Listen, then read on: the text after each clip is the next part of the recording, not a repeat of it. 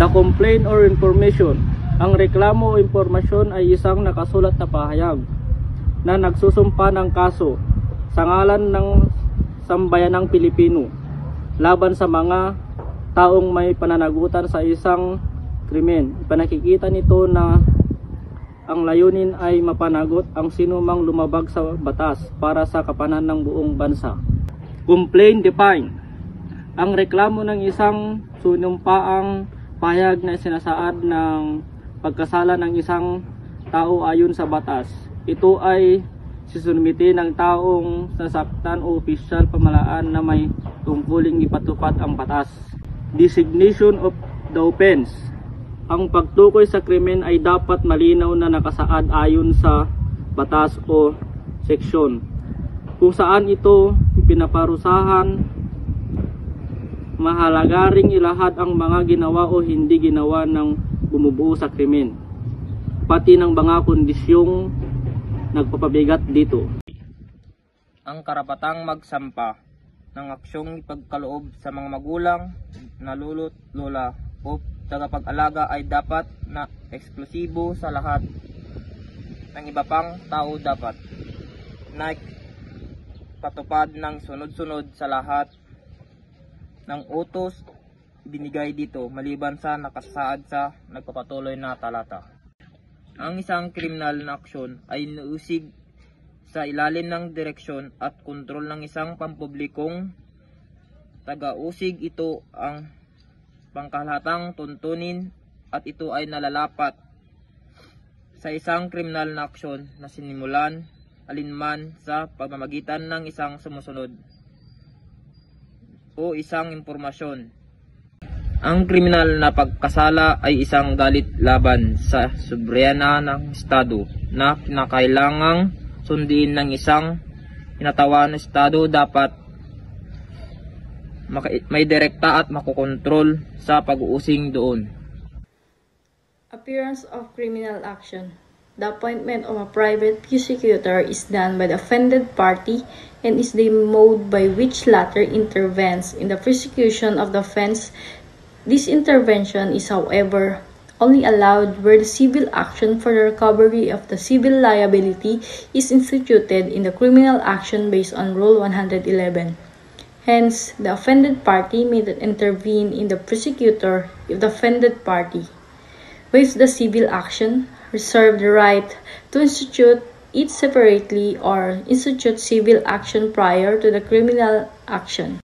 Ang criminal action ay sinasampa ng gobyerno sa pamamagitan ng public prosecutor dahil ang krimen ay itinuturing na paglabag laban sa Estado, hindi lang sa biktima.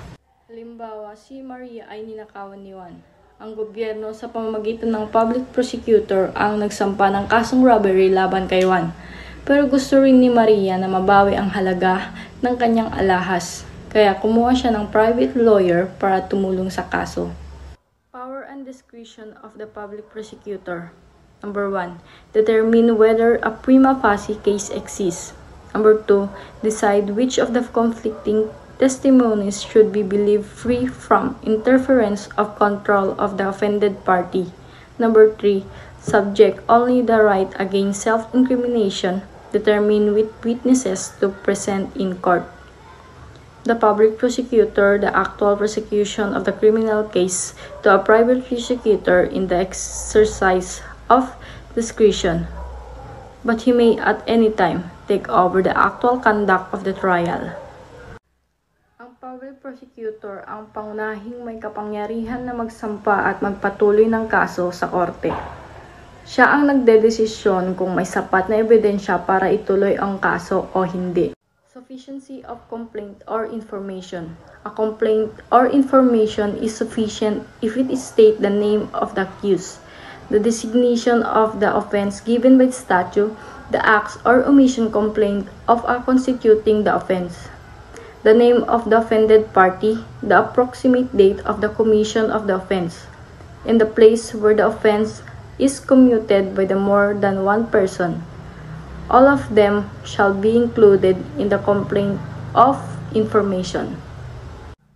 Ang complaint o information ay dapat kompleto at malinaw. Dapat nakasaad dito ang mga mahahalagang detalye para alam ng akusado kung ano ang kaso laban sa kanya. To prosecute criminal actions. The crimes of adultery and concubinage shall not be prosecuted except upon a complaint filed by the offended spouse. The offended party cannot institute criminal prosecution without including the guilty parties, if both are alive, nor in any case, if the offended party has consented to the offense or pardoned the offenders. Ang krimen ng adultery at concubinage ay hindi dapat usigin maliban kung may reklamo na isinampa ng nasaktang asawa. Ang nasaktang partido ay hindi maaari magsimula ng pag-uusig kriminal nang hindi sinasama ang mga nagkasalang partido, kung pareho silang buhay at hindi rin sa anumang kaso. Kung ang nasaktang partido ay pumayag sa pagkakasala, pinatawad ang mga nagkasala. Hi everyone, my topic is about the name of the accused. Okay, the complaint or information must state the name and surname of the accused or any appellation or nickname by which he has been or is known. If his name cannot be ascertained, he must be described under a fictitious name with a statement that his true name is unknown.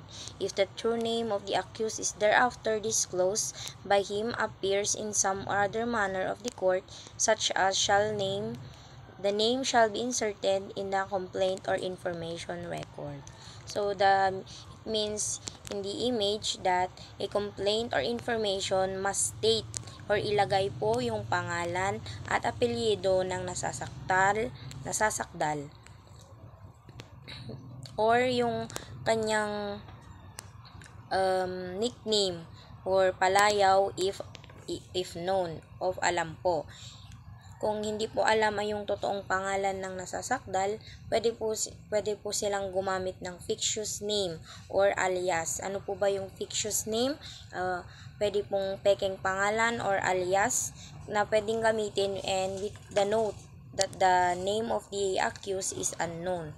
If nalaman na po after yung pangalan ng accused, pwede pong i-insert again sa complaint or information or the record. Okay, number 2 po is the place of the commission of the offense. The complaint or information is sufficient if it can be understood from its allegation that the offense was committed or some of its essential ingredients occurred at some place within the jurisdiction of the court, unless the particular institutes an essential place where it was committed constitutes the elements of the offense charged or necessary for its identification. It means that ito po yung place of the commission of the crime, yung nangyarihan po ng krimen, yung place po na saan nangyari yung isang felony or insidente, na kailangan rin ho sabihin sa complaint or sa reklamo yung ano yung krimen na nangyari at saan ho ito na naganap. And importante pong malaman rin or ilagay sa complaint kung saan or kailan rin nangyari yung isang krimen. And it is sabi ho dito ang essential ingredients occurred at some place within the jurisdiction of the court. Meaning po yung jurisdiction of the court is yung isang krimen ay nangyari sa lugar na sakop ng jurisdiction ng isang korte or sakop ng isang korte. At kung ito ay importante para malaman ang isang krimen.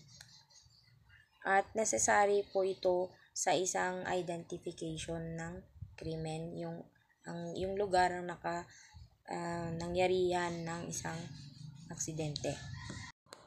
Hello. Dito po naman tayo sa date of the commission of the offense. Sabi ho rito, it is not necessary to state in the complaint or information the precise date of the offense was committed, except when it is a material ingredient of the offense. The offense may be alleged to have been committed on a date as near as possible to the actual date of the commission. general rule. It is not necessary to state the precise date of the offense was committed because the offense may be alleged to have been committed on a date near as possible to the actual date of its commission. Sabi ho dito na hindi ho necessary na ilagay sa complaint or information yung eksaktong date ng nangyaring krimen or the offense. Maliban na lang ho pag ito ay isang material ingredient. Meaning po ng material ingredient ay yung importante or mahalagang elemento po ito ng isang krimen na pwedeng gamitin as ebidensya or kailangan pong magamit. And dito po sa general rule ay sinabi dito na it's not necessary to state the precise date of the offense. Kasi po ang isang krimen ay allegedly to have been committed on a date as near as possible to the actual date of the commission.